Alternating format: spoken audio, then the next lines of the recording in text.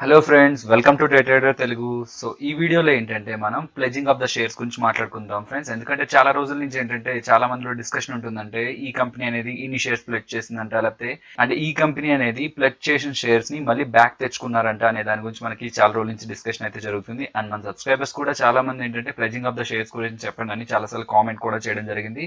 So ఈ రోజు అయితే మనం ప్లెజింగ్ ఆఫ్ ద షేర్స్ గురించి మాట్లాడుకుందాం ఫ్రెండ్స్. బట్ బిఫోర్ ఏంటంటే మీరు ఒకవేళ మన ఛానల్ ఫస్ట్ టైం చూసినట్లయితే మాత్రం డెఫినెట్లీ మన ఛానల్ సబ్స్క్రైబ్ చేసుకుని పక్కనే ఉన్న బెల్ ఐకాన్ అయితే క్లిక్ చేయండి ఫ్రెండ్స్. ఎందుకంటే మనం ఆల్రెడీ బిగినర్స్ కోసం కానీ అడ్వాన్స్డ్ పీపుల్ కోసం కానీ ఆల్రెడీ మనం చాలా కోర్సులు చేస్తున్నాం అని చేస్తూనే ఉంటాం. సో ఇదేవి మిస్ అవ్వకూడదంటే మీరు మర్చిపోకుండా సబ్స్క్రైబ్ చేసుకుని బెల్ ఐకాన్ అయితే క్లిక్ చేయండి. అండ్ ఫ్రెండ్స్, మనం ఈ ప్లెజింగ్ ఆఫ్ ద షేర్స్ కి వెళ్లే ముందు ఈ ప్లెజింగ్ ఆఫ్ ద షేర్స్ డేటాని మనం ఎక్కడ చూడొచ్చు అంటే జస్ట్ గూగుల్లోకి రండి ఫ్రెండ్స్ అండ్ BSE ప్లెజ్ డేటా అని సెర్చ్ చేయండి. సెర్చ్ చేస్తే మీకు కన్సాలిడేటెడ్ ప్లెజ్ డేటా అని వస్తుంది. సో దాన్ని జస్ట్ క్లిక్ చేసినట్లయితే మీకు BSE ఇండియా వెబ్సైట్ అనేది ఓపెన్ అవ్వడం జరుగుతుంది ఫ్రెండ్స్. సో అలా ఓపెన్ అయ్యాక ఏంటంటే మీకు ఇక్కడ అన్ని కంపెనీస్ యొక్క షేర్స్ ఎన్ని ప్లెడ్జ్ అయ్యాయి అండ్ మనకి ఆ పర్సంటేజ్ ఎంత అనేది కూడా ఉంటుంది. సో మనం ఈ డేటాని కూడా డౌన్లోడ్ చేసుకోవచ్చు. సో ఇక్కడ డౌన్లోడ్ ఉంది కదా, సో దాన్ని క్లిక్ చేసినట్లయితే మనకి డేటా అనేది డౌన్లోడ్ అవ్వడం జరుగుతుంది ఫ్రెండ్స్. ఇక్కడ ఒక ఎక్సెల్ షీట్ ఫామ్ లో డౌన్లోడ్ అవుతుంది. సో దాన్ని చూసినట్లయితే మనం ఓపెన్ చేసి మనకి ఆ డేటా అనేది మనకి క్లియర్ గా ఒక ఎక్సెల్ షీట్ లో ఉంటుంది. సో ఈ కాలం లో ఫ్రెండ్స్ అంటే ఎన్ని షేర్స్ అయితే ప్లెడ్జ్ అయ్యాయో విత్ రెస్పెక్ట్ టు మనకి నెంబర్ ఆఫ్ డిమాట్ షేర్స్ తో వాళ్ళు పర్సంటేజ్ తీసుకొని చూపించడం జరిగింది. ఈ డేటా అయితే మనకి BSE ఇండియాలో అవైలబుల్ గా ఉంటుంది. ప్లెడ్జ్ డేటాని ఎలా చూసుకోవచ్చు అనే దాని గురించి మాట్లాడుకున్నాం కదా. సో ఇప్పుడు ప్లెడ్జింగ్ అంటే ఏంటనేది చూద్దాం ఫ్రెండ్స్. సో ఫ్రెండ్స్, ప్లెడ్జింగ్ గురించి మాట్లాడుకునే ముందు ఫస్ట్ ఎవర్ ఫ్రెండ్స్ ఈ షేర్స్ ని ప్లెడ్జ్ చేసేది మనం చాలా సార్లు వినుంటాం ఈ పేరుని ప్రమోటర్స్ అని. అండ్ ఫ్రెండ్స్, ఫస్ట్ ఈ ప్రమోటర్స్ అంటే ఎవరో చూద్దాం ఫ్రెండ్స్. మీరు చూసినట్లయితే ఎగ్జాంపుల్ గా మన నారాయణ మూర్తి ఇన్ఫోసిస్ కి అండ్ లేకపోతే ముఖేష్ అంబానీ రిలయన్స్ ఆర్ఎల్స్, కింగ్ ఫిషర్ కి విజయ్ మాల్యా, వీళ్ళందరూ కూడా ప్రమోటర్స్ ఫ్రెండ్స్. అండ్ ప్రమోటర్ కి ఏదైతే విజన్ ఉంటుందో ఆ విజన్ బట్టే కంపెనీ గ్రో అవడం జరుగుతుంది. సో మీరు ఎగ్జాంపుల్ గా తీసుకుంటే ముఖేష్ అంబానీ కానీ ఇన్ఫోసిస్, నారాయణ మూర్తి కానీ వాళ్ళ గ్రేట్ విజన్ తో వాళ్ళు ప్రమోటర్స్ కాబట్టి కంపెనీని ఏ డైరెక్షన్ లో మూవ్ చేయాలనేది వాళ్ళ చేతుల్లో ఉంటుంది కాబట్టి ఆ డైరెక్షన్ లో మూవ్ అవడం జరిగింది ఫ్రెండ్స్. సో ప్రమోటర్ గురించి డిస్క్రైబ్ చేయాలంటే ఫ్రెండ్స్ ఒక వర్డ్ లో చెప్పొచ్చు ఫ్రెండ్స్, వాళ్ళు కెప్టెన్ ఆఫ్ ద షిప్ అనమాట. ఒక షిప్ గురించి ఎవరికి బాగా తెలుస్తుంది ఫ్రెండ్స్ అంటే బ్లూ ప్రింట్ తో సహా షిప్ ఎంత స్పీడ్ వెళ్తుంది, ఎక్కడెక్కడ ఏమేమి అవుతుంది అనే షిప్ గురించి క్లియర్ గా తెలిసింది ఎవరికి ఫ్రెండ్స్, డెఫినెట్ గా కెప్టెన్ కే తెలుస్తుంది. సో కంపెనీ ఏ డైరెక్షన్ లో వెళ్తుంది, కంపెనీ యొక్క పర్ఫార్మెన్స్ ఎలా ఉంటుంది అనేది డెఫినెట్లీ ప్రమోటర్స్ కే తెలుస్తుంది. అండ్ ఫ్రెండ్స్, ఇక్కడ ప్రమోటర్ అంటే CEO అవ్వాల్సిన అవసరం లేదు ఫ్రెండ్స్. కంపెనీకి మోర్ దాన్ 1 ప్రమోటర్స్ ఉన్న కంపెనీస్ అయితే చాలా ఉంటాయి ఫ్రెండ్స్. ఇప్పుడైతే మనం షేర్స్ ని ప్లెడ్జ్ చేస్తుంటామో ఫ్రెండ్స్, ప్లెడ్జ్ చేసే టైంలో షేర్ ప్రైస్ ఎంత ఉందని క్యాలిక్యులేట్ చేస్తారు ఫ్రెండ్స్. అది ఎంత ఉందని టోటల్ గా క్యాలిక్యులేట్ చేసి దాంట్లోంచి ఒక పర్సెంటేజ్ ఆఫ్ ద మనీని మాత్రమే ప్రమోటర్ కి ఇవ్వడం జరుగుతూ ఉంటుంది. So friends, okay, finally pledge చేశాక వచ్చిన మనీని ప్రమోటర్ అనే అతను రెండు విధాలుగా వాడుకోవచ్చు ఫ్రెండ్స్. పాజిటివ్ వేలో వాడచ్చు, లేకపోతే నెగిటివ్ గా కూడా తీసుకోవచ్చు. సో ఆ రెండింటి గురించి మాట్లాడుకునే ముందు మిమ్మల్ని ఒక సింపుల్ క్వశ్చన్ అడుగుతాను ఫ్రెండ్స్. మీ దగ్గర ప్రెసెంట్ అయితే గోల్డ్ ఉంది ఫ్రెండ్స్, ఓకేనా? సో ఆ గోల్డ్ ప్రైస్ అనేది ఇక్కడ నుంచి కమింగ్ డేస్ లో చాలా డ్రాస్టిక్ గా పెరుగుతుందని మీకు క్లియర్ గా ఒక ఐడియా అయితే ఉంది. సో క్లియర్ గా ఇక్కడ నుంచి గోల్డ్ పెరుగుతుంది అని మీకు ఐడియా ఉంటే ప్రెసెంట్ ఉన్న గోల్డ్ వాల్యూతో మీరు దాన్ని తాకట్టు పెట్టడానికి ట్రై చేస్తారా, అంటే మీరు దాన్ని ప్లెడ్జ్ చేయడానికి ట్రై చేస్తారు ఫ్రెండ్స్? డెఫినెట్ గా చెయ్యం కదా ఫ్రెండ్స్. ఎందుకంటే ప్రెసెంట్ ఉన్న గోల్డ్ వాల్యూకి ఎందుకు ప్లెడ్జ్ చేయాలి?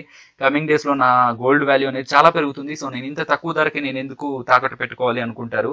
సో అలానే ఫ్రెండ్స్, ప్రమోటర్స్ కూడా ఈజీగా తాకట్టు పెట్టేస్తున్నారంటే బయట ఉన్న వాళ్ళు లేకపోతే నార్మల్ గా ఇన్సైడ్ గా ఉన్న ఫీలింగ్ ఎలా ఉంటుందంటే, అంటే ఇప్పుడు ప్రెసెంట్ ఆ షేర్ కి ఉన్న వాల్యూ ఏదైతే ఉంటుందో, అంటే షేర్ ప్రైస్ ఏదైతే ఉంటుందో అది ప్రెసెంట్ ఆ ప్రమోటర్ అనేవాడు ఎక్కువగా ఫీల్ అవుతున్నాడు, అంటే ఎక్కువగా ఉంది ఇప్పుడు షేర్ ప్రైస్ అనేది ఎక్కువగా ఉంది. సో ఈ పాయింట్ లో నేను ప్లెడ్జ్ చేసినట్లయితే నాకు ఎక్కువ మనీ వస్తుంది అని థింక్ చేస్తున్నారు అని నెగిటివ్ సెంటిమెంట్ అయితే మార్కెట్ కి వెళ్తుంది.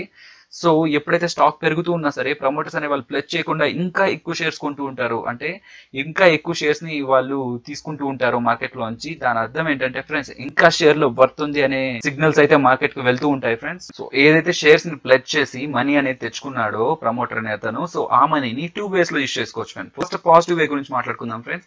పాజిటివ్ ఏంటంటే ఏదైతే డబ్బులు వచ్చింటుందో ప్రమోటర్ కి, ఆ డబ్బుల్ని మళ్ళీ కంపెనీకే ఇన్వెస్ట్ చేయడం ఫ్రెండ్స్, అంటే మళ్ళీ కంపెనీ గ్రోత్ కే ఇన్వెస్ట్ చేయడం. అదేంటంటే పాజిటివ్ సైన్ ఫ్రెండ్స్. అంటే ఏదైతే ప్లెడ్జ్ చేసిన షేర్స్ ఉన్నాయో అది మళ్ళీ కంపెనీ గ్రోత్ కి యూస్ చేయడం అనేది ఎలాంటిదంటే మళ్ళీ ఉన్న కంపెనీని ఇంకా ఎక్స్పాండ్ చేయడం అండ్ ఉన్న కంపెనీ ఇంకా స్ట్రెంగ్తన్ చేయడం ఫ్రెండ్స్. సో ఇదైతే పాజిటివ్ వేలో చూడొచ్చు ఫ్రెండ్స్. బట్ నెగిటివ్ వే ఏంటంటే ఫ్రెండ్స్, ఎప్పుడైతే మన కంపెనీ పర్ఫార్మెన్స్ అనేది మనకి క్లియర్ గా ఐడియా ఉంటుందో, అంటే ఎప్పుడైతే మన కంపెనీ అనేది ఇక్కడ నుంచి పెద్దగా గ్రో అవ్వదని ఐడియా ఉంటుందో, అండ్ ఎప్పుడైతే ఇక్కడ ఉన్న షేర్ ప్రైస్ దానికి ఎక్కువ, ఇంకా అంతకు మించి పెరగదు అనే ఐడియా ఉంటుంది ఫ్రెండ్స్.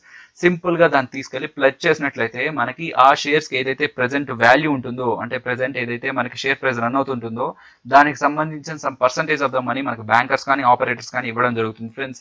సో ఎప్పుడైతే మనకి వాళ్ళ దగ్గర నుంచి డబ్బులు రావడం జరుగుతుందో అండ్ నెక్స్ట్ కమింగ్ క్వార్టర్స్ లో మనకి ఎప్పుడైతే రిజల్ట్స్ కానీ లేకపోతే మనం పోస్ట్ చేస్తున్న నెంబర్స్ కానీ ఎవరికైతే ఇన్వెస్టర్స్ కి అండ్ ఫారెన్ ఇన్స్టిట్యూషనల్ ఇన్వెస్టర్స్ అవ్వచ్చు, డొమెస్టిక్ ఇన్స్టిట్యూషనల్ ఇన్వెస్టర్స్ అవ్వచ్చు, వాళ్ళకి ఎప్పుడైతే క్లియర్ గా ఐడియా వస్తుందో కంపెనీ అనేది గ్రో అవ్వట్లేదని, వాళ్ళు క్లియర్ గా షేర్ ని తగ్గించుకుంటూ షేర్ ని అమ్ముకుంటూ వస్తారు ఫ్రెండ్స్. ఓకేనా? సో ఎప్పుడైతే షేర్స్ అమ్ముకుంటూ వచ్చారో బ్యాంకర్స్ కానీ ఆపరేటర్స్ కానీ ఎవరైతే మనకి లోన్స్ ఇచ్చుంటారో ఫ్రెండ్స్, వాళ్ళు ఏంటంటే చూస్తూ ఉంటారు ఈ షేర్ ప్రైజెస్ ని.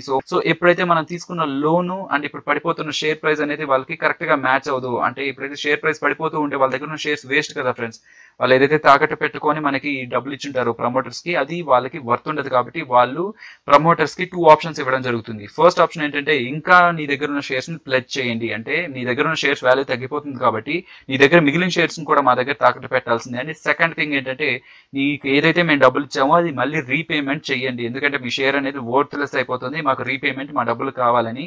బై ఛాన్స్ దీనికి కానీ మన ప్రమోటర్స్ కానీ పాజిటివ్ గా రెస్పాండ్ అవ్వకపోతే ఫ్రెండ్స్, వాళ్ళు వెంటనే మన అన్ని షేర్స్ ని కూడా ఓపెన్ మార్కెట్ లో అమ్మడం జరుగుతుంది, ఎందుకంటే ఫర్దర్ లాస్ ని వాళ్ళు తగ్గించుకోవడానికి. అర్థమవుతుందా? సో ప్రమోటర్ ఒకవేళ విల్ఫుల్ గా కానీ డిఫాల్ట్ చేసినట్లయితే వాళ్ళు ఎవరైతే ఆపరేటర్స్ కానీ లేకపోతే బ్యాంకర్స్ కానీ ఉంటారో వాళ్ళు దాన్ని ఓపెన్ మార్కెట్ లో అమ్మడం జరుగుతుంది. సో ఎప్పుడైతే ఫ్రెండ్స్ ఒక స్టాక్ అనేది ఓపెన్ మార్కెట్ లో హెవీగా ఫ్లో అవుతుందో అంటే దాని అర్థం సప్లై ఆఫ్ షేర్స్ అనేవి ఎక్కువైపోయి డిమాండ్ ఆఫ్ షేర్స్ తక్కువ అయిపోయాయి. సో ఎప్పుడైతే సప్లై ఎక్కువ డిమాండ్ తక్కువ అవుతుందో ఆబ్వియస్ గా షేర్ ప్రైస్ అనేది పడిపోతుంది ఫ్రెండ్స్. ఎప్పుడైతే ఒక షేర్ అనేది ఒక డ్రాస్టిక్ గా పడిపోతుంటుందో అది చాలా మంది అటెన్షన్ గ్రాప్ చేస్తుంది ఫ్రెండ్స్. అండ్ ఎవరైతే దాంట్లో ఇన్వెస్ట్ చేస్తుంటారో వాళ్ళు ఫియర్ఫుల్ గా కానీ లేకపోతే సైకలాజికల్ స్ట్రెస్ తో కానీ ఆ షేర్ ని అమ్మేయడం జరుగుతుంది. సో ఫైనల్లీ ఎవరు నష్టపోయారు ఫ్రెండ్స్? ఇక్కడ డెఫినెట్ గా ఒక రీటైల్ ఇన్వెస్టర్ మాత్రమే నష్టపోయి ఉంటారు, ఎందుకంటే రెస్ట్ ఆఫ్ ద పీపుల్ కి ఏదైతే ఈ సినారియో ఉంటుందో అది ముందుగానే ఐడియా ఉంటుంది అండ్ వాళ్ళు ముందుగానే బయటకు రావడం జరుగుతుంది. ఎవరు నష్టపోయారు ఫ్రెండ్స్? బ్యాంకర్స్ నష్టపోయారో? డెఫినెట్లీ కాదు ఫ్రెండ్స్, ఎందుకంటే వాళ్ళు ఎప్పుడైతే వాళ్ళ షేర్స్ ఏదైతే ఉంటాయో వాళ్ళ దగ్గర అది వాళ్ళు ఎవరికైతే డబ్బులు ఇచ్చింటారో ఆ రెండింటిని క్యాలిక్యులేట్ చేసుకొని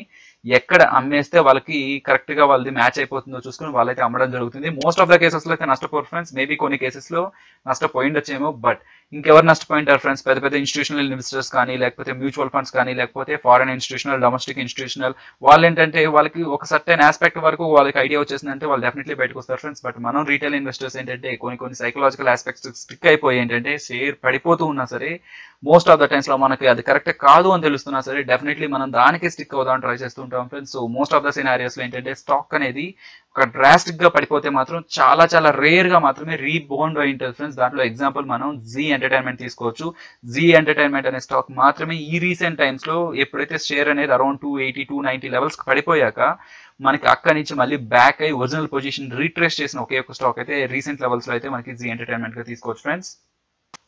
సో ఫ్రెండ్స్ మనకి BSE లో అరౌండ్ 5000 స్టాక్ దాకా ఉన్నాయి ఫ్రెండ్స్. 80-90% ఆఫ్ ద స్టాక్స్ ఏంటంటే ప్లెడ్జింగ్ చేస్తున్నారు ఫ్రెండ్స్, అంటే 80-90% ఆఫ్ ద షేర్స్ ని ప్లెడ్జ్ చేస్తున్నారు ఆల్రెడీ ప్రమోటర్స్. సో ఫ్రెండ్స్ ఈ BSE లో 80-90% షేర్స్ ప్లెడ్జ్ అయ్యాయి కాబట్టి మనం దీన్ని 3 సెక్షన్స్ గా డివైడ్ చేసుకుందాం friends. More risky and less risky. So 50% pledge చేసిన కంపెనీస్ ఎన్ని ఉన్నాయి ఫ్రెండ్స్? అరౌండ్ 2500. అండ్ మనకి 25-50 ఎన్ని ఉన్నాయి friends? Around 1100 plus. And less than 25 ఎన్ని ఉన్నాయి ఫ్రెండ్స్?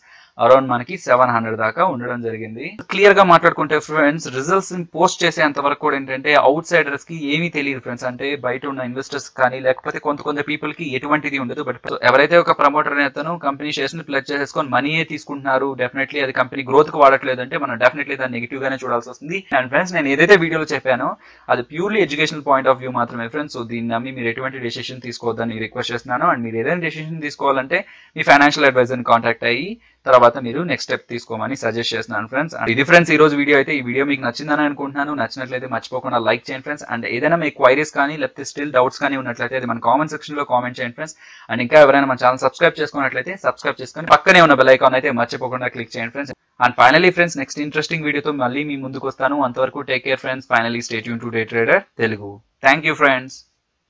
హలో ఫ్రెండ్స్, ఈ వీడియో మీకు నచ్చినట్లయితే లైక్ చేయండి అండ్ షేర్ చేయండి. ఇంకా మన డే ట్రేడర్ తెలుగుని కానీ సబ్స్క్రైబ్ చేసుకున్నట్లయితే మాత్రం సబ్స్క్రైబ్ చేసుకొని బెల్ ఐకాన్ క్లిక్ చేయండి. మరిన్ని స్టాక్ మార్కెట్ గురించి యూస్ఫుల్ అప్డేట్స్తో మీ ముందు ఉంటాను. Thank you.